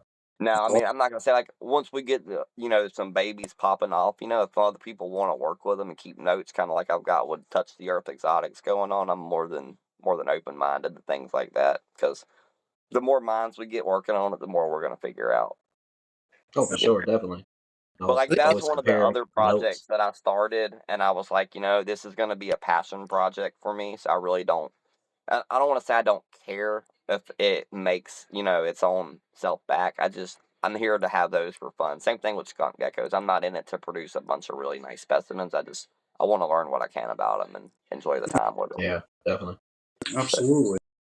So, are they still catching these things in the wild? They're still bringing these in from the wild. These Unfortunately, and really? I say unfortunately, not like everything's got to start from there. Again, I get that aspect. That's where we all get them from, but it's Hmm. hurting the populations, and that's one reason that we don't have many wild information on them because it's kind of hard to study them. Because if they go out, like I said, these guys don't travel far from their original resting spot. So you go out there and you're studying, you publish that information. Now these poachers slash hunters, smugglers, they're going to go right to that spot and they're going to collect your studies because they're going to still be there.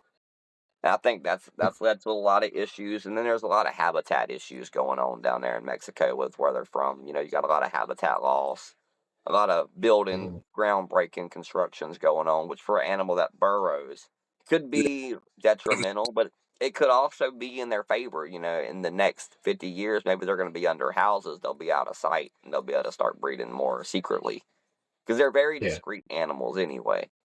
But the problem is like getting to that point to where, you're not getting destroyed during pipes getting laid in the ground and trees and everything being removed. There's a lot that's going to go on.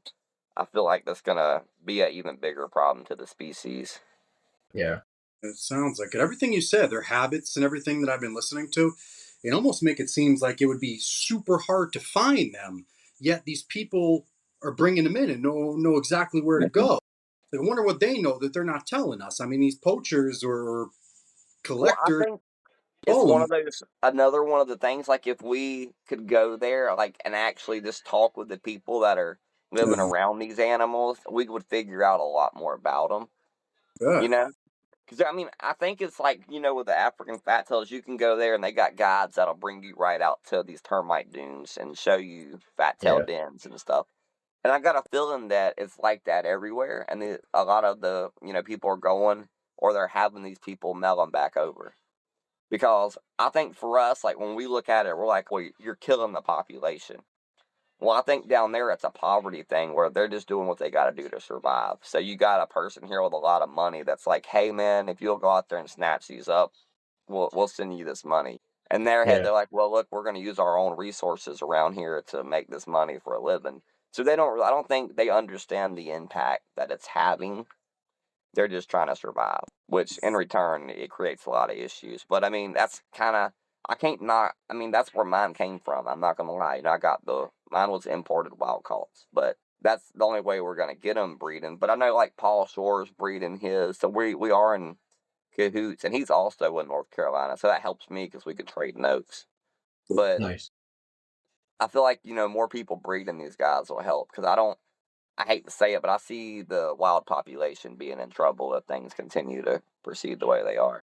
Because Just I about think right now they're at least concerned, but I don't know how long that's going to be a thing. But also, who knows the last time that somebody went out and did a population count on these guys, you know, Okay. or how they even get that population number to know. right. Well, they're doing it with the Abronia, right, Jay? I mean, there's somehow Yeah. the Abronia has caught these guys' attention. I mean, to me, this is a very similar thing here. The way that's Because our brony are live bearing. everything Yeah. that's happening or happened to the Abronia appears to be happening with them, except for the So population. I worked with our bronias for a year or so, and I never had like significant luck like with the species. But I will say for me, it was a very challenging species to keep. That's what I Uh, keep hearing. well, I mean, I think it's got a lot to do with the elevation in the wild, so like I was running fans on mine, we had misters going, and it still was not like the humidity wasn't the issue. But I'm not gonna lie to you, something was an issue. It wasn't the animal.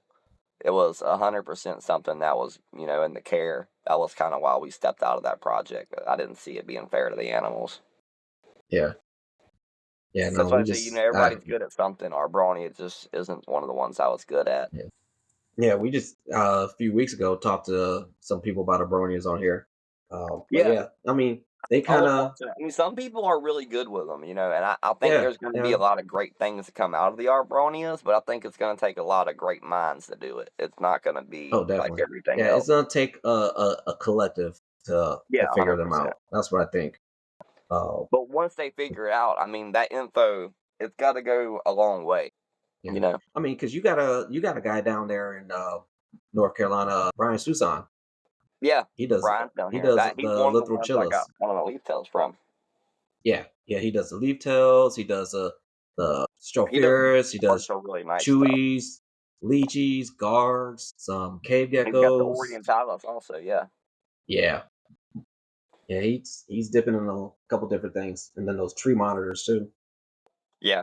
The tree monitors are really cool. I don't know, that's a lot of dedication for space and time, Yeah, You gotta be I can't do prepared for that. those. It's not like No, a gecko we can put in a tub. And no. when we're breeding them or whatever, or put them in a 12 by 12 by 18, you're gonna Yeah, have to have a pretty you big have to go setup. with those mini monitors, like was Ackies or kings. yeah, King Norum. Yeah, those little pygmy monitor like this big. Well, that's what the Yeah, yellow spots remind me of. Like, is they just remind me of the monitor lizards from the way they act and the way they yeah. do stuff. And honestly, I wonder a lot of times was they mislabeled. Maybe Well, they it should kind have of been the mini monitor. almost look like well, they kind of remind me of like the Borneo earless monitor.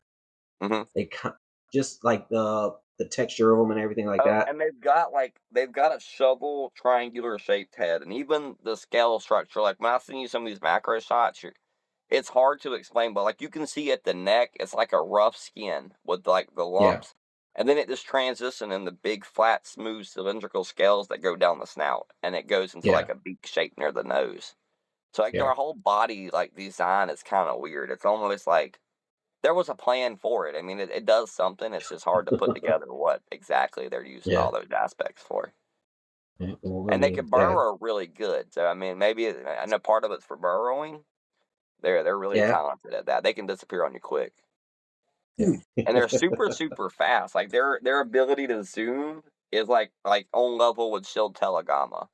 Like they Really? can get up and get gone. Damn. I didn't even know the shield tails would move fast either. I've Yeah, seen they them in a get the couple pet zooms. stores. I just never really mess with them too much. I haven't been working with them too long. I am working with them now though. Really, man. So. See, you keep on naming stuff. You're like, oh man, I'm working with this That's why now. I'm I working know with I'm this too. forgetting stuff because, like, I'll go through and I'll be looking at stuff and I'm like, I know I forgot about you. Like, I Yeah. don't forget to do them. It's like when you're talking about them, though, you've got so many of them. It's hard to remember Yeah. everything you're working with. Oh yeah. Because, like, Trust I me. always remember Yep. my favorites of the groups, you know? So, Yeah. What So are before we get off, I do have. Oh, what are your biggest failures from both these species? What have been your biggest failures, and what have you really learned from those? I would say the biggest failure would be, like, with the yellow spots, would have been the babies. The first round learning that you can't just put them in bioactive bins and run it like you do the adults because your babies will die. They'll, they'll Okay. it'll end bad on you. With skunks, I would say I can't really say I've had a big fail there. Other like when the females will eat the eggs, I would say that's probably like the worst loss you get out of them. I've been Yeah. really fortunate with mine that they haven't been a pain to work with like some people's Okay. have been. The success wise with both of them, I would say like would be the reproduction, like to be able to see it pay off in the end. Yeah. That's what it would be the best success for them. Okay. And then Well, so for your yellow spot would be like actually being able to hold the female. Like she'll let you hold her when she's not grabbed, which is a big okay. accomplishment for that species because they're very timid. They don't trust people. So to get Okay. them to come out and let you interact with them is very rare. Same Yeah. thing with the skunk geckos. My skunk geckos will let me grab them up, and to me, that's a unique thing. They don't let you do a lot, which I can do the Yeah. same thing with my grandis. My Felsium grandis will let me pick them up. So Nice. I Yeah. think food is That's the way to their heart. work. Yeah. It's building that trust relationship with them. Yeah, the you? trust helps a lot, and I use the Yeah. food mainly like with the grandis and all the Pangea eaters. I just put the Pangea on my arm because they'll come Yeah. to eat it, and then they'll Okay. eventually associate you with food. Yeah. There So you go. that's how I've done that. Uh, so for the geckos, then maybe a couple tips for people to be successful with them.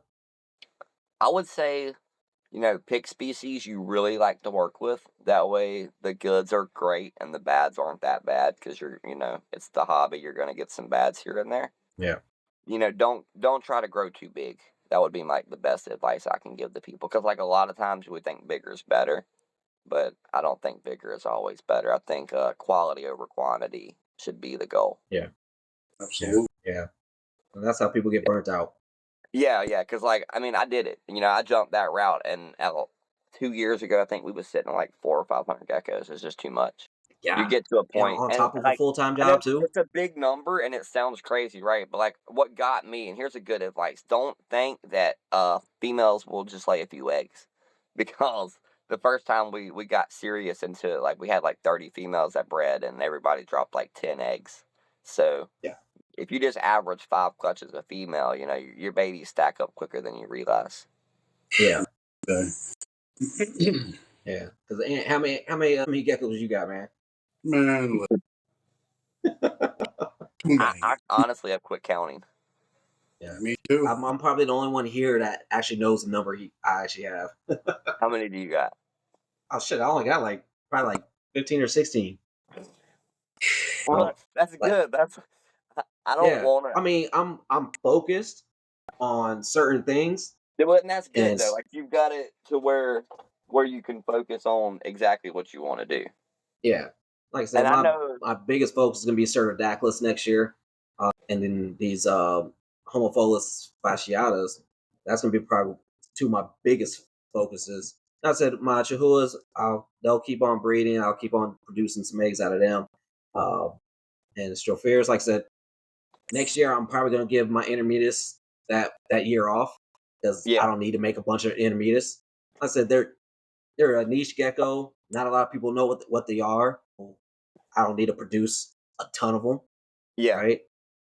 If I You had to know, I rough mean, guess it, I don't know. I think breeder wise, I probably got maybe like 200 breeders between like all species. But mainly in Leos, I've been breeding the longest, so I've got so many holdbacks from every year that I've held yeah, back that's, came along with them. So a majority of them are Leo stuff. But like I tell everybody every year, you'll hear me say, "Oh, I'm gonna slow down on Leos this year. I'm gonna slow down on Leos this year," and I'll always find that one project that I can't let go, like magmas or my yeah, white and yellow trimpers. I don't know. It's hard because like that's my roots, So that's like really where I started was the Leos. yeah, For me to cut some of them out, it kind of like I don't know. I just can't do it. I always say I'm gonna do it, but then I never can do it. yeah. Like, I mean, I guess depends on the space too. I mean, I live in a two-bedroom apartment, so I got Yeah, very little well, space. So I gotta, spacing is a thing that I will say people got to count into too. But also, I guess yeah, like depending on your species, like Leos are usually on racks, so yeah, you're not taking up a whole lot of space. My littlest one, she'll be 7 this year, and she told me she wanted to try breeding the geckos this year. She's got nice. in her bedroom, she's got her own 20 little leopard geckos in a rack, and she's got a sea serpent hot box in there that she puts her eggs in. That's Very, So dope. she's very. got her little setup going, and she says she wants to try snakes this year, so I'm debating letting her try the snakes. I personally really like snakes, and Yeah, that's what got me into the hobby, but, I've never had the best luck trying to breed snakes. When I experienced gecko breeding, and I was like, "Oh, I can do this," I was like, "I guess that's where I stuck to," and well, then shit, I mean, I kinda never looked back, and now she's wanting to look back, so I'm like, "Well, who would I well, be to tell father-daughter her no? Because project. that's how I got here. So if I tell her she can't Yeah, have snakes, I'm gonna have another me in another 12 yeah. years. There you go. Well, I mean, just think of it as a father-daughter project. So, Yeah, good spend some time with each other. Get her going on this. Get those mind juices flowing, and I just think let it's her fun start running with it. to keep them involved with it young like this because, Oh yeah, like, I'm sure like if when you go out to the shows, you see it all the time. Like some kids are just terrified of yeah, reptiles. I mean, I'm not saying there's nothing wrong with being scared. Everybody's got their own fears, but a lot of the fears are unlogical. They haven't had a reason to really have fear. They're just following their parents' suit. Hmm. Because, like, yeah. That's for all it example, is. if my wife, she tells my daughter, I don't like that one, my daughter's probably not going to like that one either. She's going to Yeah, follow her mom's vibe. So, yeah. You're not born with fear. You're taught fear. correct, So 100%. yeah, that's what we always say to people, especially like people are like, I'm scared of snakes. Why are you scared of snakes? I don't Right. know. I'm just am. It's probably because your parents taught you that you were scared of snakes, and their parents probably taught them they were scared of snakes. That's all it Yeah. is. The only rational fear I ever had was I was scared of spiders for a while, but I never had that fear until I got bit by a black widow. I was working with my No, dad doing pallets, and I put my hand in a pallet, ouch. and I got bit on my pinky. And let me just tell you, no. My pinky was bigger than my thumb. Never again. Damn. But I did overcome that fear. I'm not scared of them anymore. I can. It wasn't Oh like a yeah, I'm crazy I'm fear moving either. slowly towards that. Like I Use was like, tarantulas is what I did. I just yeah. went and bought Well, tarantulas. I said I'm not afraid of them. I have a healthy respect for them. Like I don't bother you, you don't bother me. We're cool. Correct. Uh, no, my girl now, she's like, she's got her a little jumping spider. I was like, all right, we could baby Okay. steps. That's Those are perfect. cool. I can't even knock that. I've literally Yeah, got jumping spiders that I keep and breed, and I have a clutch of eggs that I'm incubating really. now. So Okay, hopefully I those might will have to be talk to you guys. after this one because, like, that's something she wants to. She's thinking about. She wants to do. She's like, I want to breed these jumping spiders. I was like, all right. They're I'll have to really learn some fun. It's shit. not hard. Yeah, Like most spiders, you might lose one or the other one during the breeding, but typically with yeah, jumpers, they don't really try to go for each other like that. yeah, Super popular right now, man. Little yep. They rat. are. I mean, they're popular. They're pretty cheap. You can have a bunch of them because they don't take up a Mhm. lot of space, and No, they're like like I and people use love them. They're like a adorable. test tube with caps on each end. I just put Yeah. the females in there, and they'll go to one side and lay their eggs, and they chill in there. You can even raise the babies in there. Okay. Very I Yeah, cool. I'm don't definitely like. have I to know pick your some brain on people that one. get crazy with it. I kind of just let nature take its course. I'll let the eggs hatch, and then I'll wait till they come out of their first stages, and however many make it out of that point, it's however many I'm going to raise up. I know some Okay. people will separate them out and keep all of them. I'm just That, that's a lot of work, and you're going to crush some of yeah, them. I just let them. how many Let them. eggs? How many eggs do they lay in that web? I can't count them. I'm gonna be honest with you. It's a bunch. Yeah, I can zoom in. I've seen. It's a bunch of little pink dots in there. Yeah, I've seen. What was it? A deadly tarantula girl. She had one of them, and she opened. It was like over 1,000 egg. Hmm. There's 1,000 spiders in the egg sack. I was like, holy shit. I know Yeah. when I told my wife that the spider had laid eggs, she's not my best friend. She doesn't understand why we need a bunch of little spiders, Keep the roaches away. right? Well, I breed Keep those all the too. bugs away. We breed hissers, so There you go. she don't Dang, see, like you got those a neither. whole nice operation over there, man. For real. Well, I had some bearded dragons that I had bred, and I got tired of buying all the food, and I was like, look, I'm gonna go back to breeding some long enough to get rid of these dragon babies, and because my daughter talked me into breeding the bearded dragons one more year, and I was like, Yeah. all right, I'll do it because I didn't want to breed them no more. I'd done it for a few years in the past, and it's just a lot of work. You got to have a lot of space, a Yeah. lot of UVB, a lot of heat lights. But Yeah. she's like, come on, Definitely. Dad. So I let her do it one time, and we had 17 this year, and I Oh think I've got man. like 3 left, but I'm almost done. I told her, I Man. said, no, no more, no more, no more Yeah, dragons. that's the one I told her no. I was like, no, we're not finna breed these because they drop like almost 20 Yeah, eggs or something. I'm I like, got I'm not finna lucky. try She to deal didn't with double this. clutch, but she laid a clutch of 22 eggs, and out of 22, 17 hatched. Good lord. Yeah, no, I can't do that. Yeah, it adds That's up. way too Fucking thick out too of my much room. man. Oh, that ain't good. You better be Tick out of careful with where? those. I just pulled it out of my leg. God damn. Yeah, That last I happens, you go got to the woods. hospitalized by a tick with Rocky Mountain spotted fever one time. Playing And Oh Lyme. man, My brother got Lyme disease, man. well, Fuck. my that's oldest brother crazy. right now is suffering with Lone Star disease from a tick bite. Ugh. He can't eat no red meat, no nothing. He has to eat Oh like man, fish and certain stuff. Reading about that, man. that's crazy. 'Cause I told him, I was like, I hate to be him because I eat too much red meat to get Lone Star. For Too. real. I also read that Uh, it's 72 hours tick being in you for them to pass any transmit any bacteria. They need to be in you for about 72 hours. This I motherfucker was ain't. a little kid when I got Rocky Mountain. I was probably in like 3rd grade elementary school. yeah. All right. So, all right, we coming up on the end because I know I said we'll keep it around 90 minutes or so. Let you. I know you got some things you gotta go do. I'm I mean, sure, yeah, Ant, you we're gotta good go. right now. I mean, if y'all want to go on for a few more, we can. Okay, definitely. Shit, what I was about to say then. I said you got like what you said like 8. So let me get you. What's your top 5 of your collection right now? What's your top 5, and what are you hoping to try to get new in the future? So I'd say like top 5 right now for me. I'd say number 1 for me is going to be the Polios, just because Okay. I'm really excited for them.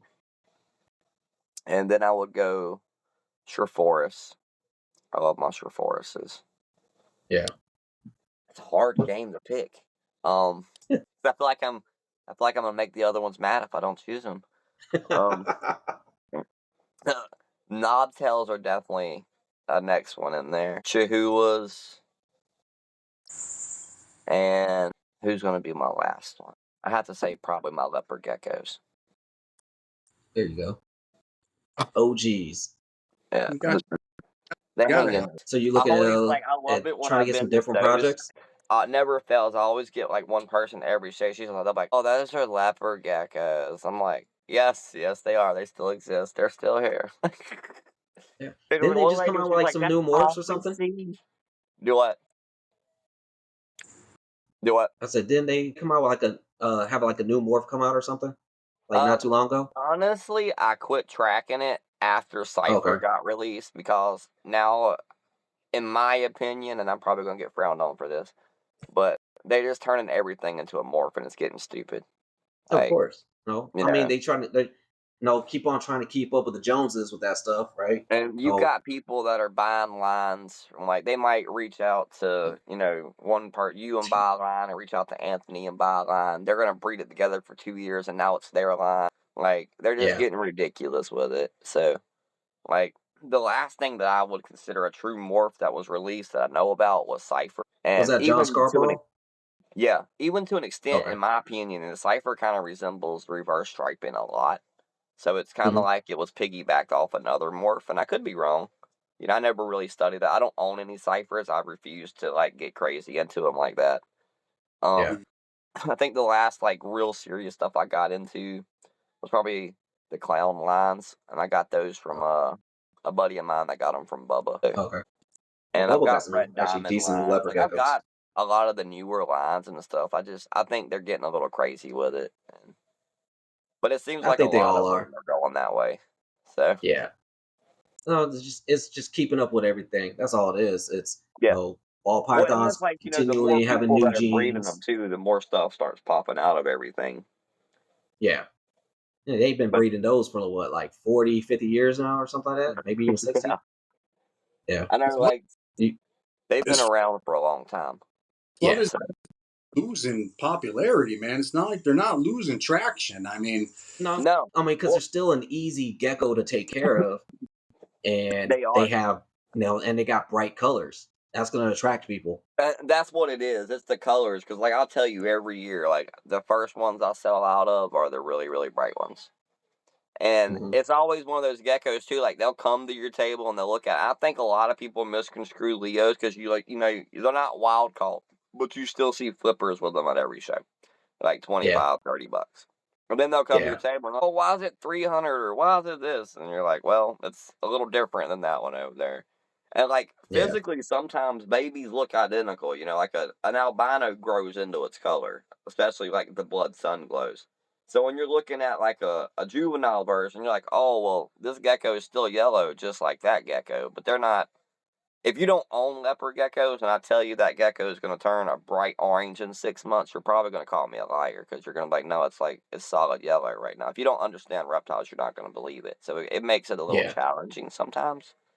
But Yeah. I would prefer like bright colors, and I like a lot of my project time I spent working on taking white and yellow and mixing it with Mac Snow and Tangerine Trimper to try to like produce the like creamsicle look. Okay. I'm still working on that project here and there. So I did do Yeah. I some more think like pairings for you that. said about the coloring. Deal with that with Chihuahuas too, because they go through a Yeah. couple of different color change phase. Like I've been thinking about like literally probably holding back my Chihuahuas until they start developing more colors, and Yeah. then it's just less stuff you got to explain to customers too as well. Oh, Because 100%. they're like, well, these don't look like the parents. I was like, they're gonna go through these color You phases. gotta love the new No, Caledonia market, man. Like yeah, I love the geckos, but like sometimes the customers are a whole different breed. You yeah, better have the grandparent photos, the grandparent photos. yeah, yeah. They want that lineage. They all about that lineage.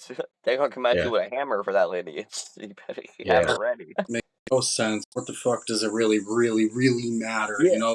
If the parent is this, and this, Well, but the animal if is there clear. was a bunch of hetero genes, I would understand it. Like a little more. Like I know it's important to know where your stuff's coming from. I'm not saying that, but like at some point you gotta like if it's not het for like hidden genes like Leo's got. I don't see what the grandparents and everything else really matters to that extent. But A couple yeah, I don't go, know. as a marketing angle. Oh oh yeah, yeah, hundred yeah. percent. So let me ask you, so do you vend shows right now? Yeah, yeah. I was actually Yeah. supposed to did Winchester yesterday, but apparently the motherboard on the air unit fried Thursday, Oh, so they damn. canceled the show. That way we wouldn't, risk our geckos out there. But I Yeah. think I'm So booked in Greenville. I think it's my next one. I'm going down to Greenville. But I used okay. to do all the North Carolina shows, and I'm not going to Okay. touch base on exactly what the issues was, but I did pull out of some of the shows from North Carolina just because I didn't agree with what was happening there. So, Gotcha. and I started moving to some of the other states like South Carolina, Virginia, and I'm still doing shows here. It's just with new promoters and than what I Gotcha. was before. And then So like what does North your setup Carolina, look a like? lot of it's growed here. Like a lot of people moved to the state that wasn't here before, like vendor wise. So Okay. like a lot of our big shows, they changed our booking systems, like all this pre-booking, and as you've seen trying to log in here, I do not do good with technology. So needless to say, who lost their table spots on email signups was this guy. So That's all good. I am gonna So be what is going and your doing a few of them. yeah? What's your vendor? What's your table setup like? Because I'm new to it. I just So started. I literally did my first show or this past month, I've and adapted over the years. So like 6 years ago, it was just leopard geckos on the table, and that did good for a while. And then I realized not everybody wants a leopard gecko, hmm and to me, it wasn't really about making a sell at the show, but you ever like when you're there, if you're not the one selling something, you kind of feel like you failed at that show. Like you at least hmm want to have people acknowledging your animals, to yeah, make you feel somewhat successful about your day. Hmm. So I decided diversity was where I needed to go. And I tried in adding in more species of animals. And that was really a trigger for me because I got more people stopping and talking and I could have conversations. So the day went by quicker at shows. When my wife and my little girl started vending, my daughter had this thing where she wanted to run around like everywhere that had toys and she wanted a toy. So like eventually we started doing that. My wife and them would come, and my wife she opened up a retail business where she like buys and sells Amazon stuff. So okay, on occasion, if my animal numbers are lower than where I want them for the year, and I can't fill all my displays, then she'll come out and like we'll use some kid toys and stuff like that to like fill out an empty table. But like okay, I would, my best advice for shows would be like as the market has changed to where it's going, I think that table fillers are a very big key point to shows because yeah, shows aren't necessarily about making your money, right? But you don't want to go spend $300 to vend a show and lose $300 vending a show. You at least want to be even. So, like, if I yeah, can bring enough like toys, stickers, stuff like that, or little stuff that will add up to like a table cost to just break yourself even at the end of the day, that's a good way to go. Because I've yeah, noticed from North Carolina, at least down here, a lot of people do not want to come into a reptile show and spend $300. But I also know, like, in Vegas, where my buddy is, me and him talk, they're completely different markets, like East to West Coast markets. Like, people down here are really tight, and I guess, like, out there, people spend a little more money. I'm not sure. 'Cause, like, I know the average down here on the reptile shows for, like, geckos, I typically bring, like, $150 to $200 geckos to my shows. Because it seems like usually outside of that, I'm kind of just stressing my animals out for no reason. yeah, Good to know that. It's good that you pay that much attention to the market and your customers. I guess your local. I feel like, well, if definitely. you can't, you got to get really good at reading them in order to like stay in here a while. I feel like that's why a lot of people come in and leave so quick in the hobby. It's like they jump in with this "I'm going to get rich quick" scheme, and then there's no one that I know of at least getting rich in the reptile hobby. Nah, no, I mean, you got your few people, but I mean, you everybody's got following people. those people. Yeah, you got That's people all it that like is. appear really and like, but I think another question is, are they really making it like that in the hobby, or are they really good at Are they putting a really that face to the successful? hobby? That's yeah, Because, like, you yeah. can put on a face and be as nice and reputable, but still be in a very bunch of debt that, Oh yeah. is what got you there. Yeah, I know a lot of people like that too. Yeah. So, Like, just like drop me, all like, this I know money. I've got my own debts that I'm paying double as dues on, but, it's not like I would recommend, it's not more than you can handle debts, but, like, I feel Yeah. like some people will, like, dig theirself a really big hole to put up Oh, a really yeah. nice face. Yeah. Like, Oh, when I yeah. first got I into the know they hobby, used to I'm do it not back gonna in the lie, I was like, day. "Oh, I'm gonna have a pet store and the whole 9 yards," and I called the county about opening the pet store, and I was like, "Okay." So I still wanna do it, but now that I know, I've got a few more loopholes I still need to jump through before I'm ready to try to go that route. And then, like, once you go that route, you don't have the luxury of, like, with the LLC, like, you don't have to really be that serious. You can do it at your own pace. But once you have a Yeah. brick and mortar, that rent's due every month. The power bill's due Right. every month. So now you're having to, like, transition from a passion to an actual The work actual work. business. Yeah. Yeah. What is Oh hissing? shit. Yeah, I definitely. just hear a Like you said, random hissing noise. I'm like, I'm trying to figure out what it is. yeah, I definitely feel that on the table stuff. Like I said, I just did my first one this month, and I was like, just like you had like little things on there, like Ann was telling me, he's like, get these silicone bottle caps. So I bought a pack of silicone bottle caps. It was like 108 of them in a package, and I sold those for $1 a piece. And so, like those Pangea ones, they're like $5 for a little one. I'm like, no, we do this for $1. Oh, So yeah. same thing with I had these creature care cards. So if you did buy a gecko, you got a card with it that shows you how to take care of your gecko. And I Yeah, think I like little the things like creature care that. cards. What's that? Yeah, like, and another thing, like, I feel like if you provide them with a creature care card, it also helps you because you don't have to worry about 101 questions immediately after the person gets back home. Because, like, Yeah. when you're at a reptile show, you're both excited, you're talking. By the time you get home, half of that information's already been forgotten. Oh yeah. All that adrenaline and everything. You're Yeah. like, oh my god. Yeah. I literally just had that too. It's someone bought a Chihuahua, and not even I was like, here's a card, boom, boom, boom. And next thing you know, she had all these questions afterwards. I was like, all right, hold on, let's just answer these questions real quick. Yeah, But because I do understand that. well, it's not like me. I can get something, and then I'll have the question, in my head, and then I'll forget it while we're talking, and then 2, 3 days later, I'm like, oh yeah, I never asked this question, and I'll Yeah. be like reaching out to somebody. Yeah. But like, I think like the hobby also do like everybody's a little more accepting now than we was 8 years ago. Like nobody when I first got in, it was hard to find somebody to teach me the stuff. Like I say I got lucky finding Justin because like most people when I went to them for advice would kind of like gatekeep or they would give you a little bit but not really the full truth of the whole scenario. Yeah. So No, I feel like do you think having that's people that share. because they're probably doing something that they didn't think was right, but it worked for them? It's a trick question. I feel Yeah. like Well, I'm just everybody saying does because, like, something that they're yeah, not because telling the public. yeah, Like, there's a lot especially of things breeders, from a because they have a breeder different point of operation. view, and I'm not gonna say Yeah. too much, but, like, there's a lot of things that we do that the public would not agree with on a ethical I'm not gonna say ethical like it's killing anything sense, but they're gonna be like, "Oh, it needs more," but as a breeder point of view, they breed just perfect in certain scenarios that some people Yeah. might not say would. So I think we take a lot of shortcuts that people wouldn't keep. Yeah. Well, yeah, because you got to think of it as from a breeder to a pet keeper, Correct. two different people. Yeah, because So a they breeder look is at going it to from a go different. for like leopard geckos in general. Like a breeder is going to shoot for a rack system, Yeah. and a pet keeper is going to shoot for a tank. Yeah. You know, there most of the time when I have conversations with like serious pet keepers, it usually doesn't go well. Like that we get along, but they don't like the aspect of how we do things. Yeah. They look at it Yeah. like we're a mill, but I don't look at it like we're a mill. I breed. Why fix something that's not broke? Why fix or make something breed in a tank if it's less comfortable when it would be more comfortable breeding in the tub? Yeah. Because I the say you tank's still give got them all the more. parameters.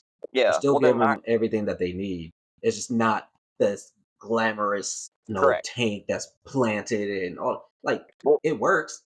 that's like when I give That my that's care work advice. for Everybody people. always asks. They're like, "Well, what kind of decorations do I need?" You don't. You don't need any decorations. You want decorations. That animal, in my opinion, doesn't care if you have a SpongeBob pineapple house in his tank or not. You know, You're so right. he more They just wants want to to feel have a secure. food bowl, a water bowl, a hide, and areas to hide and all. Now, if your hide just so happens to be SpongeBob's pineapple house, then hey, maybe he does like SpongeBob's pineapple, but it's not because it's the decoration. It's Yeah. Yeah. They just or the want to feel fake security. plants and That's all stuff. it is. They just want stuff to clutter the area to make them feel safe. It doesn't Yeah. necessarily have to be like fancy PetSmart decorations. It can be anything. Oh yeah. Like I think some of the Definitely. best ones I've seen have been people taking like Ziploc tubs or Ziploc food bowls and cutting holes and taking that dry lock and stuff and like making them into actual Oh like yeah. rock looking hides. Yeah. there's a lot of DIY ways you can do it too now. Yep. No, it's all just imagination. No, but no for breeders. I mean, there's some breeders that, like I said, do the whole full thing. Like I said, I like Chihuahua Chamber on them. They don't do full bioactive, but they do. Mhm. It is planted. Yeah, that's And another thing. Like, I feel like when it comes to social media, I feel like a lot of the bigger names will show you, the nicer of the setups, for like the really top end stuff. But I yeah, don't think everything is on the same scale, and yeah, as far as being kept that one way. yeah. And then, I mean, like I said, it also depends on the animal too, right? Correct. Like some might require some other like more what's that? Just more intricate stuff in there, right? And then Yep. some can be less, like it can not bare bones, but just less. Some things need all those different hiding spaces, and so that's why you put in their cork bunch of cork barks and everything like that. So now it's filled up. Leopard geckos, they can have a few hides. They go poop in one corner every single time. They got the water bowl. You got your little food dish, calcium, their little mineral dish. And they're content. um, but with some things like maybe like a cat gecko, right? I'm sure they probably don't. Well, I don't know. Yeah, he might need some different requirements other than like a. Cappuccino and the lilies. Sorry, my wife just came in here with a handful of Uh, eggs. They're short stacked. Tell me, there nice. should be a label on top of it. Just put them in some hat tray. Like, how is there 4 of them? She's like, I don't want to bother you, but I don't know what to do. Give me 1 second. Hey, at least she's helping. Just get a deli cup with some hat trays. I was wondering how there's Oh, 4. There's 2 females. Oh, no. Oh, she found 4 eggs, and she's like, "Why are there 4 eggs? They only laid 2." But she didn't realize there was a trio in there. Uh, shit. it was a male and 2 females, a crusty set, a little crusty group. There's the Okay. cappuccino and the lily whites. Yeah. Nice. She's coming here like, So, I want to say, do you have any new future projects you think about doing? I've always got new future projects I'm thinking about. I'm a gecko connoisseur. I tell people like I always say I've got everything I need, and then I'll find something that I like. I think, but I don't think it's really technically gecko related. But I do have my assets on Dumbaras. I Okay. want to Yeah. add Dumbaras in, and Yeah. I I've think got those are my going to eyes be on like the some. new one of the new hottest lizards. That's going to be a trend. Yeah. I've got I'm my already eye on seeing some that. Asper. I've been wanting Aspers for a while to just add into Okay. the knobtail group, Yeah. but another part of me has this like mindset that if these Paleos hatch in this tank, like, and they're going to work like I think they are, I might drop and get some more pairs of those. Okay. But the females are really hard to find. That's the only issue with getting into the Paleos. I Yeah. got lucky and got mine from Justin. So Okay. Yeah, I want to say, how many people are working with the Paleos? not many, and I want to get Yeah. some rough throat leaf tails from Australia because I've got Okay. the amnicolas, but I want to get the salibrosis. Yeah. I want a I know lot a of few. things. We all do. I'm like a kid in a candy store when it comes to geckos. And I You also are. like That's on why. my top list is the Shriforus welletinae. I want to get some of Yeah. those. Yeah. I think someone on our group was asking about those. What's his name? Matt Henry? Or Yeah. was it? Yeah, Yeah, Matt somebody. But yeah, he was asking about those. I was like, good luck, man. I don't know. yeah. I don't know anybody that really has them. No one really does right now in the U.S. Yeah. But it's one of those things that I don't know how it'll happen. But you just give it some time and they'll pop up in the U.S. Somebody's gonna Yeah. have some wellingtonaes eventually. Yeah.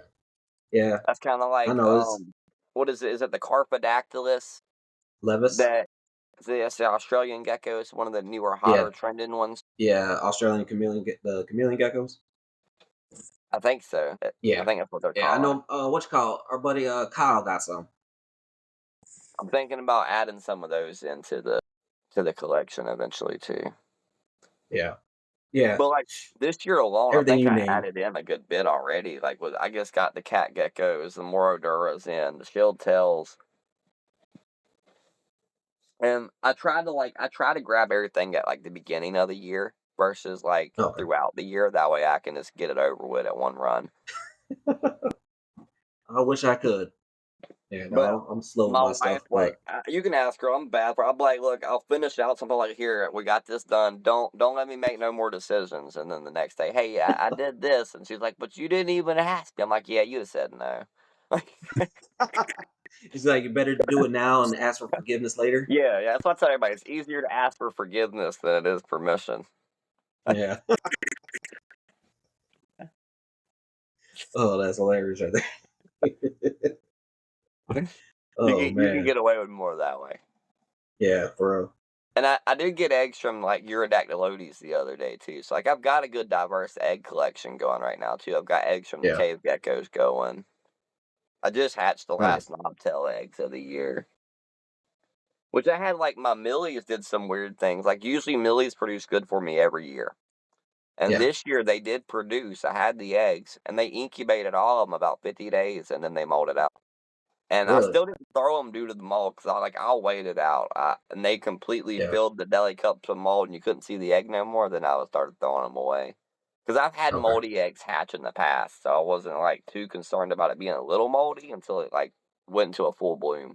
So I don't know what happened this Yeah. year with the millies. Yeah. I'm waiting. Like one of my Chihuahua eggs started turning color, so I'm waiting to see anything That happens with that that. can still hatch out. They're like that. The last Chihuahua that I hatched, that white collar one, it hatched out Mhm. of a ugly egg. Like I didn't think that egg was gonna hatch. It was like 220 days in. Like it was stupid amount. Wow. I got mine in the incubator, so I don't think they're gonna go that long. See, I didn't put mine in the incubator because I was nervous. I just do them at room temp. Yeah, I put mine in like around 82 degrees, You can do that and with they gen Chihuahuas?